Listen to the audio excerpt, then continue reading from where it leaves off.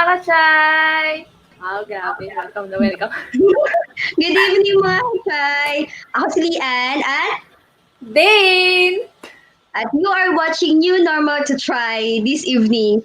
At medyo nakakaba tonight, no? Kasi ito yung aming first live. First live namin ni Dane tonight at very nakakaba. So, kamusta kayo mga ka-try? Oo nga, Kaya, tama. very awkward kami. So, dito night, katulad na nakita nyo nga sa aming caption, pag-uusapan natin ang new normal schooling. Kasi, kung mapapansin nyo, ito yung most talk about, di ba? During this new normal, yung schooling ng mga bata. Kasi before, kung matatandaan nyo, may plan yung government na papasukin pa sa physical school ang mga students. Pero nakakatakot kasi nandun pa yung threat ng COVID. Kaya good thing na na-approve ang homeschooling. At ito na ang new normal education natin ngayon. At for tonight, may interview ka din, tama ba? Yes, ate, tamang-tama. Siyempre, kung may mga students, kailangan interviewin natin yung mga schools and yung mga teachers. Kaya for today, i-interview natin yung isang teacher na or isang business din, yung Chantal Academy, at ang representative nila, isa sa mga teachers. At i-explain nila sa atin paano ba nila inihanda itong new normal schooling para sa mga bata or dun sa kanilang mga clients. At interview natin ngayon, or ang guest natin ay si Ma'am Rosalie Malikit. Okay, looking forward for that.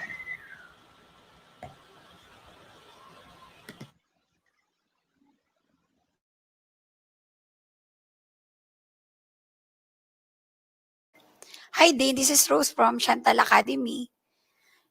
Chantal Academy was founded in the summer of 2009. The main school is located in San Pedro, Laguna. It was just a two-story apartment-style house that was converted to accommodate preschoolers. Eventually, there were grade schoolers, and then we put a small branch in Binyan. Our guiding principles were always based on the scriptures. We've always put character building first rather than a school that gives aggressive importance to grades. We give emphasis on what you have learned rather than your score because more often, the student's grades do not reflect his real performance. And you know what I mean? It is very easy to give out grades. But the question is, does the student really deserve this score? Plus, we try to make learning fun.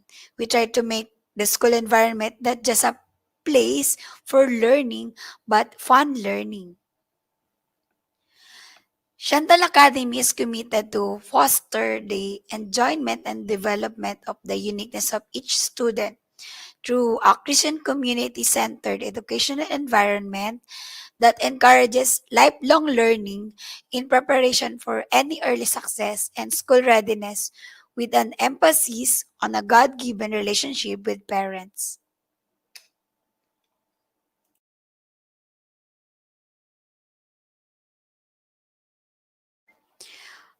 We're offering K-12 education program from nursery to grade 10. Before the pandemic, like everyone else, our students go to school with a traditional face-to-face classroom setting. By the way, we call our students Shantalistas. So, if you become a Shantalista, you are now a part of the family. Our school is not only a place to gain knowledge, but also a haven of making new friends. We also encourage our Shantalistas parents to have an active contribution to the learning of their children.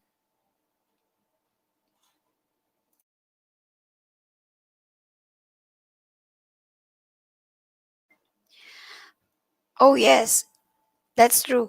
Everything was affected, everything changed. Like everyone else, we always check on the news for the updates of the status of the pandemic in our country. We also receive memos from the Department of Education and follow interviews of the DepEd Secretary. That's where we customize our new normal approach for the coming school year. It was not easy, but you have to do what you got to do for the sake of our Shantalistas. Upon seeing that the learning delivery will be online, we immediately surveyed Shantalistas if they can afford an online schooling. Afford? Meaning, do they have access to the internet?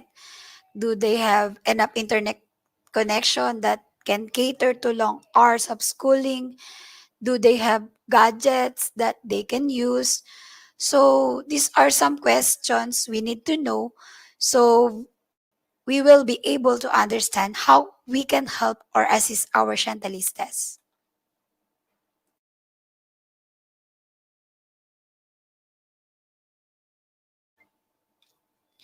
We use social media to inform our dear parents and students kasi mas madali silang ma-access ngayon dyan. Lalo na ngayon, nasa bahay lang lahat. Meron kaming FB page, which is Chantal Academy, that allows them to view some announcements and even send their concerns. Sa online class, we have website na pwede namin gamitin na pwedeng maka-access ng e-books. Tapos, magdi-discuss kami via Zoom. Mas prefer ng school namin ng Zoom kasi mas madaming feature at mas control ng host yung mga attendees. Yung website naman na pwede i-avail para sa mga Shantalistas is para siyang FB na pwedeng mag-like and comments yung mga students dun sa mga modules na ginawa ng teachers. Pwede na rin dun sa website magbigay ng quizzes or exam yung mga teachers. This week, we have orientation sa paggamit ng Zoom at nung website na gagamitin para sa classes. Tutulungan namin yung mga parents at students na ma-explore yung mga feature ng mga online tools na to. And then, we will have our dry run classes this week para ma-warm up din yung mga students. At the same time, yung mga parents, makita nila yung setup during the actual online class. If there is necessary improvements na pwede pagawin for the benefit of their child. Sa homeschool naman, pwede silang mag-avail ng hard copy na books, pero own learning sila. Meaning, di sila makaka-join dun sa class via Zoom. Pero magpapadala ang school ng modules via email, tapos magkakaroon ng assessment sa student monthly.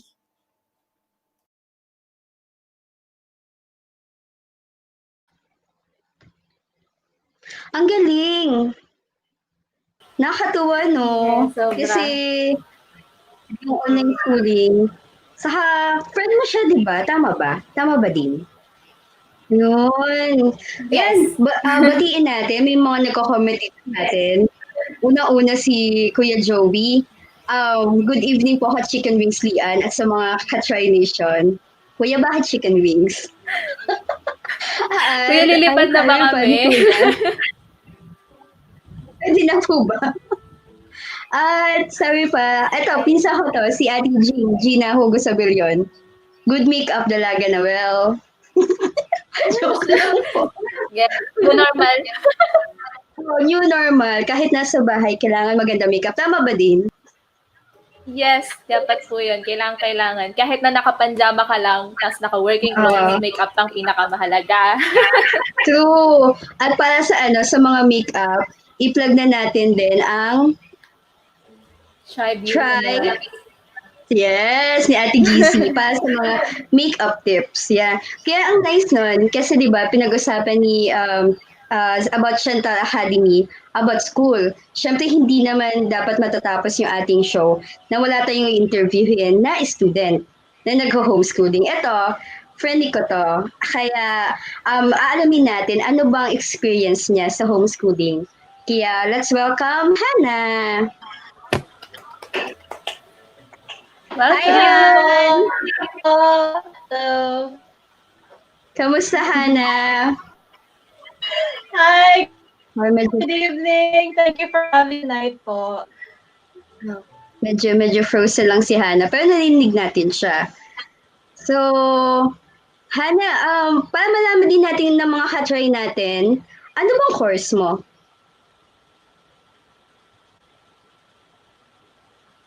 Hana? Nabigla siya sa tanong mo, ate, dahan-dahan lang. Masyado siya na-shock. Sorry naman. So, bago natin, balikan natin si Hana, batiin natin ang ating mga katry na nagme-message dito sa atin. Anong fans ko? Joke lang. So, batiin natin. Kita mo yung comments. Hello kay JD. Ate Gili, ang ganda mo daw, oh. Eh?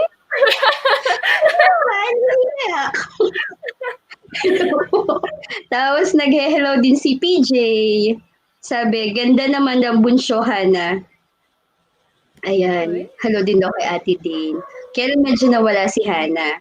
Tapos, we also have here Ate Gizi. Natulala siya sa ganda nyo. Oh.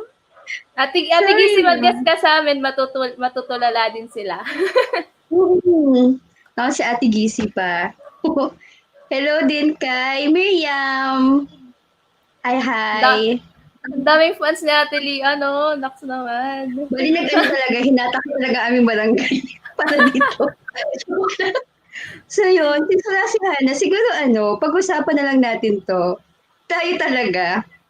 Kasi sa tingin mo din, ano kaya yung biggest challenge para sa mga katry natin? Sige, involve natin sila. Sa mga katry natin, may mga nag-homeschooling ba dito? May mga challenges ba kayo sa inyong sa inyong pag-aaral or homeschooling? Meron kaya? Sana meron. Sana meron, no? Pero na-try mo ba mag-homeschooling din? Hindi, te. Kasi masyadong pangmayaman yung homeschooling. Grabe yung judgment. Noong mga panahon natin talaga. Mag-homeschool kasi, feeling natin parang pangmayaman. Pero parang hindi naman yata na. Actually, Kasi, yung asawa nung ate ko, din. I mean, yung kakilala ko din. Yun, medyo maalam din sila sa homeschooling. Pero ako hindi ko talaga siya naranasan as myself. Kasi parang, ang hirap naman kasi yung wala kang nakakausap. Wala kayo, yung pag nagkakamim sa FB ngayon na about sa school, di ba, parang, hala, di ako makarelate, wala akong classmates, ganun. Pero I think it's better din kasi, hawak mo yung oras mo, di ba? Actually, meron kang mga nag-full-time service ng homeschooling, kaya nakakatuwa yung mga Nakakatawa. Kasi siguro depende din. Kasi di ba may mga extrovert, introvert. Siguro kung introvert ka, may enjoy mo ang homeschooling. Di ba? General ko talaga. Pero kapag extrovert ka talaga, yun yung mamimiss mo yung mga klase mo, magagala kayo after school. Diba? Ayan. Din, may mga mga fans ka. Okay, batiin ko sila. Hello, Kowa. Yan. Ko po yan, kakongregasyon ko po yan. At si Ate Jane Tan. Si Ate Jane Tan, po yan? Mahusay magluto yan. Masarap mga luto niyan. Hello po sa inyo. Salamat sa pananood. Natanggap po kami ng luto. Miss Jane Tan. Diba? So, kaya? Kasi may din, yun, balik tayo sa mga challenges naman sa mga homeschooling. Ayan. Si Hana. Hindi ko bumabalik sa atin si Hana. Hi, Sana Han. bumabalik. Ayan! Sana all bumabalik. Hi, Han! Hello. Hana, wag mo kaming iwan. Wait, ito pa shoutout tayo dito. Si Jelly. Dian pa shoutout sa Amadeo Compound. Natsu is watching. Ate Natsu! Hi! Hi, Jelly. Ate Lian, meron ding nagprotesta si PJ Javier. Pinilit mo daw silang mag-stream. Ate Lian, ba't ka namimilit? May ganyan talaga. Sabi ko, hoy, manood kayo, mag-comment kayo. Bali, hindi sa isa ko talaga. May may nagte-thank you sa'yo, Dane. Ay, ito siya kanina, ba? Yes! Siya si Ate Rose. Siya yung in-interview. Yes. Tapos sabi din Ate Agnes. Tapos sabi din ni miss Ate Agnes. Sabi din ni Ate Karen. Makeup color naman si Madam Lee Ann. Hindi ko nga po makita. May mas gaganda pa ba sa'yo, Ate Karen? At may sinasabi si Kuya Joey kanina, ako po nag-homeschool.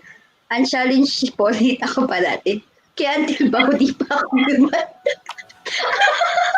Paano ka mag-late, Kuya, sa homeschooling? Yun lang yung siguro, advantage kapag homeschooling ka.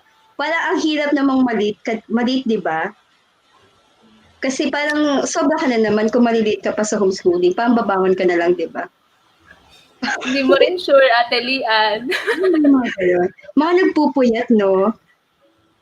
Di ba yung normal nga, dapat maaga na tayong gumigising, pero tanghali pa rin tayo nagigising. Siguro yun isa sa mga sa mga bata kasi parang nagkaroon din kasi ng balita 'di ba na maka-cancel daw ang school year this year. Wala. Nagawa na pala ng government, school pa rin kayo. So wala kayong Kala magagawa. Kala nyo. Tigil muna ang K-drama and anime. May mga Ayun. nagko-comments pa. Si Ate LJ Fortunado. Happy Thursday night po. Husay po ng tandem nyo. Thank you po. Riding in tandem po kami. Yes po, talaga. Ayun. Sabi din ni Ate Karen, more temptation to procrastinate pag nasa bahay. Oh, that is true. Feeling ko hindi lang sa students, kahit sa mga sa mga tawag dito, sa mga workers, no? Na parang, di ba, dama mo din. Dama mo din.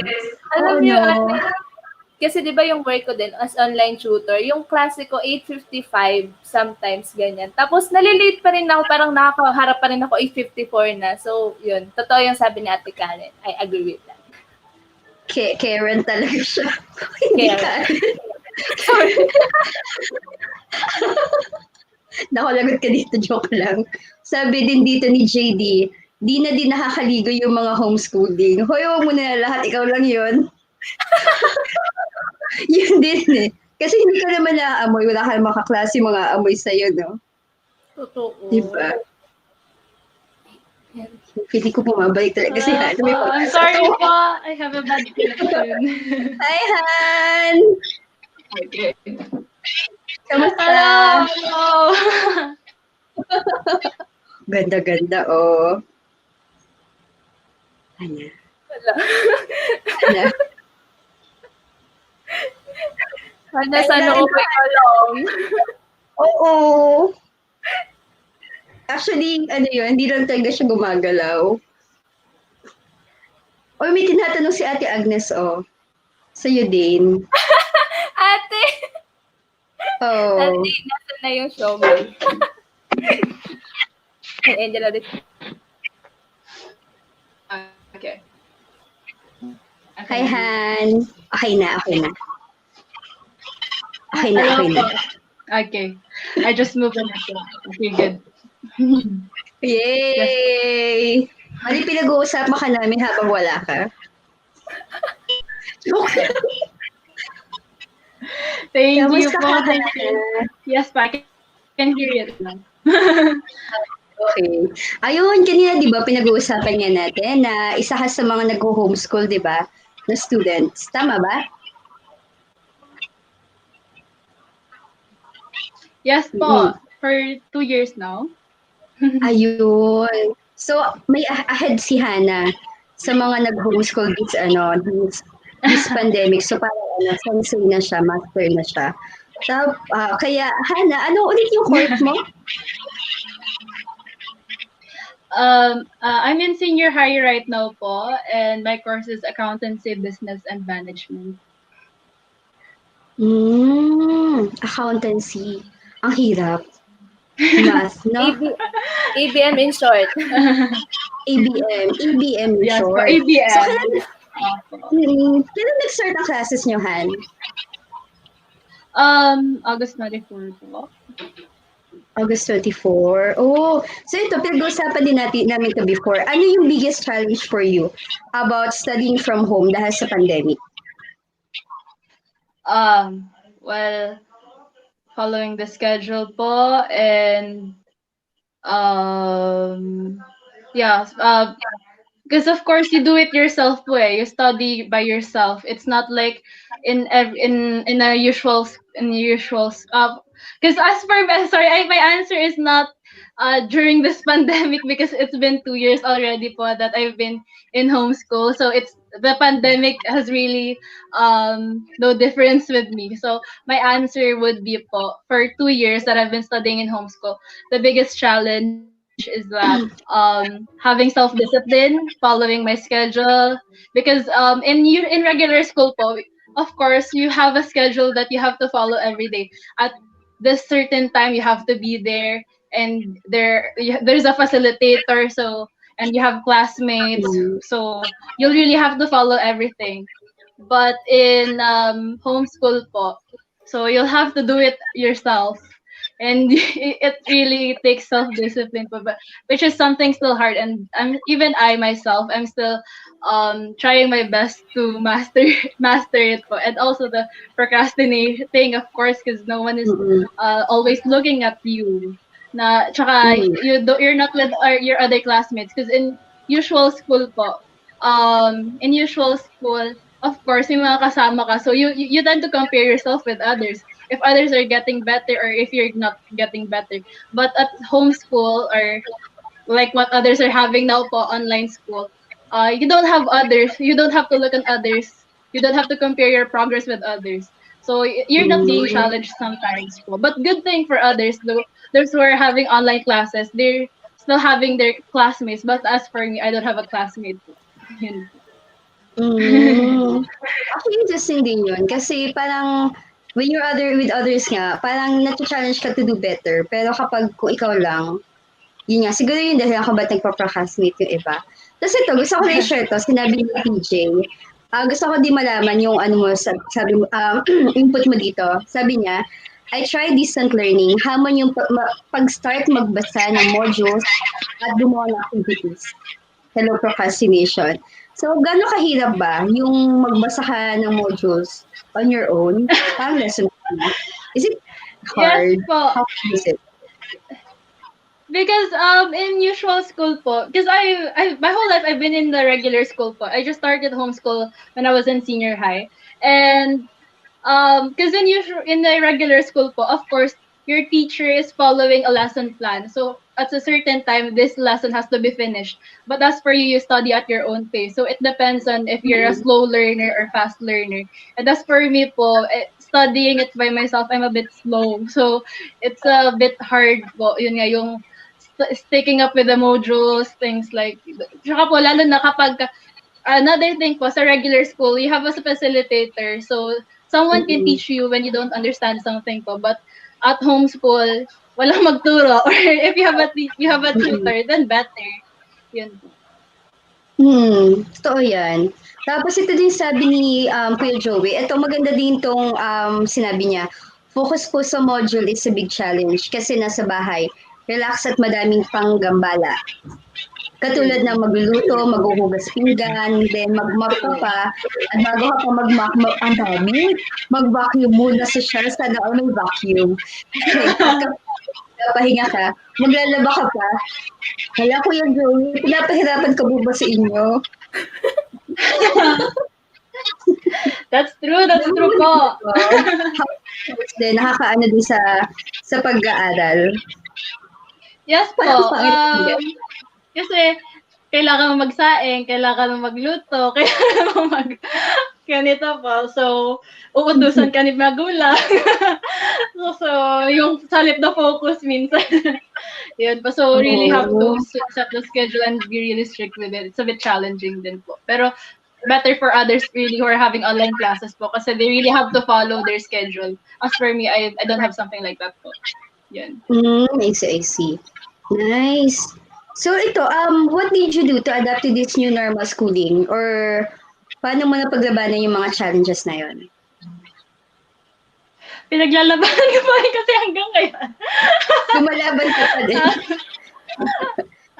Actually, mas nakaka-pressure kasi may new school year na po eh. So, it seems like it's not just me now who's studying homeschool. Almost everyone is gonna study homeschool online now po. So there's gonna be the so-called comparison now na ako po matagal ako sa homeschool tapos sila ngayong bago pa lang. So I really have to study na and really focus on it. So kailangan nang tanggalin yung mga other things that I'm used to doing before po, always at home, to discipline myself and really follow with the Mm-mm. school academics, yun po. Mm. Saka good schedule din, no? Good schedule. Kasi, Yes para po. alam mo, di ba? Para alam mo kung kailan ka mag-aaral, kailan ka gagawa ng mga gawaing bahay. Di ba? Yes. Ikaw din, ano yung sa tingin mo na makakatulong kay Hana? Di ba bigla tayong maging tagapayo? Grabe, wala talaga akong maisip kasi buong buhay ko hindi ako nag-homeschool. Mm. Pero yun nga, yung mga Actually, nabanggit right naman, Ano yun? nagkahiyaan Go tayo, din. no? So Go yun, din. parang siguro yun, gaya na nasabi, yung sa schedule, tapos yung kailangan mo talagang paglaanan ng time, yung pagbabasa ng modules, kahit ang daming gawain. So, time management talaga. Yes, Mm. that's something I'm really working on now as well po. Yeah. Mm. Ito pa, last na sa mga challenges. Basahin natin yung sabi ni LJ Fortunado. I have a friend in Shizuoka, Japan, na homeschooling din. Challenge sa kanya to approach everyone in his congregation and in field kasi mag-isa lang siya at walang classmate. Oh, this is interesting kasi, kapag sa homeschooling ka, tapos parang hindi ka din close, hindi ka close congregation mo, and other friends, you will feel lonely talaga. No? So yun, let's just make new friends. No, yun. So dito tayo sa next question mo, Hana. Yes po. So, anong message mo sa fellow students mo who started studying from home because of COVID? Any tips? Maybe they just try to enjoy it po. It's because now it's not like it's not as hard as it was before in regular school, because of course in regular school you travel to your school and there's more works, like we have a lots of activities there po, PE, lahat iba't iba. So right now siguro medyo puro utak na lang ang gumagana ngayon po dahil online nga siya. And it's a good time po siguro to, so that you can also do your other things that you like to do, or other, you can if you want to improve on a certain skill or talent that you have. And yeah, it's because actually one benefit of it as well po for me is you get to be away from the bad associations, you get to be away from the bullies, things like that po, because that's one of the reasons why I had the homeschool po. So it's a baga medyo mas limited siya. Although it's not, though hindi natin hindi makakasama lagi yung usual friends nila po sa school, may chat naman, sanay naman tayo dun kahit regular school they do chat.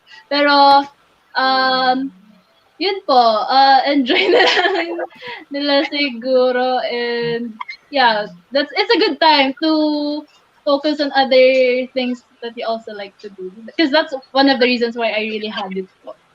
Good. Oh, that's really nice, no? Kasi diba sabi nga, if you can change your situation, change your attitude na lang sa situation. Diba? Nice! So, mamaya mapagin tayo kay Hana. Hindi niya to alam. Pero Ayan, ganyan ka naman kasi talaga apple yan. alam mo yan. Surprise ka. Yes, go girl. New normal kasi to. So, everything is random. Everything is unexpected. Pero bago tayo mag-game na yun, Buti na lang always ready tayo. alam mo Sorry, yan. Basahin natin iba sa Grabe mga ka, ha? comments. Opo. Grabe May mga mo kayo ate. yes po.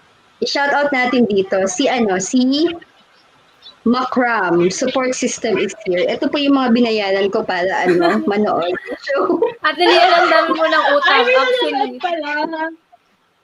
oo, yan, si Macram. Wow, Tapos, na-joke pala. Sino pa? Nandito din si Lovely Batilaran. Si Love. Ang sabi dito ni Thank Love. you. Thank Ganda, you. ganda You're daw here. na. Hello po. May mga paid fans pala tayo dito. Joke lang. Diba? Thank Ikaw you po yung po. magbabayad dito You talaga, too, Asher. Show mo to, Teko, magbayad. Ayan. So, very random to. Magbibigay kami ng fast talk pero hanin-hinan kami ni Dane. Kaya mo, Dane? O, sige Wow. ah. O, sige, Wait fast lang talk pala, tayo. wait lang, pinis lang. Thank you po doon sa mga support system ko dyan. You know, Yes. nag-crush naman kayo sa skill, I think. Yes. Ate Lovely siya Diba? kasi kayo Ram. Okay, shout out ko na. Yes pa, okay. Ayan, simulan natin. Fast talk to ah. Fast Ballpen talk. Sige. or... Dream ko yan, Ballpen or fast talk. Dream. Hindi Ha? ko nakikinig to si Ana. Ballpen or pencil? Ballpen. Okay, so in my part naman, gadget or taking down notes on paper? Gadget na po ngayon. Pero depende po, depende. Sometimes gadget, sometimes taking notes. Okay. Depende sa anong sinusulat ko. Notebook or MacBook? Oo, Ay, notebook na lang. Wala tayong MacBook eh. So, eto, online or travel? Travel po. Kaya lang ngayon. Wala tayong Travel po, travel. Wala, hindi ko na rin. Travel. Travel. Apo. Alam po, Travel kasama ko daw. yan sa gala. Travel buddy ko yun sa Ate Lee Ann. Dami namin Travel po. Eto, physical book or e-book? Oh. Physical. E-book po. E-book na lang. E-book po. E-book E-book. meron kasi ako. Though, gusto ko yung physical. Okay na ako. Okay ka na? Okay. O, sige. Pasensya na Yeah. po ha, hindi talaga fast talk. Okay lang yun. Okay. Ito, biglaan lang namin to. Ito, last na. Mabilis, Last na. mabilis. ating... Wala na. Okay na yun. Last na. Ano natin, hindi ko naman alam na nasuhulan. Sabi ni Sir Ro, ako medyo mahal ang suho sa akin. Hehehe. Virtually, Lee Ann and Daine. Thank you, Sir Ro! Kuya, Thank you baka di na po. namin nabayaran yun. Opo. Utang po muna, madami po yung utang today. So yun po, dito natin i-air na show natin tonight, no? So shout out sa lahat ng mga nag-homeschooling. Fight lang kahit minsan may mga kumakain habang Fighting. Oo, fighting lang. Kayo yung gagraduate din kayo. So may last words ka, Dave? Ayun.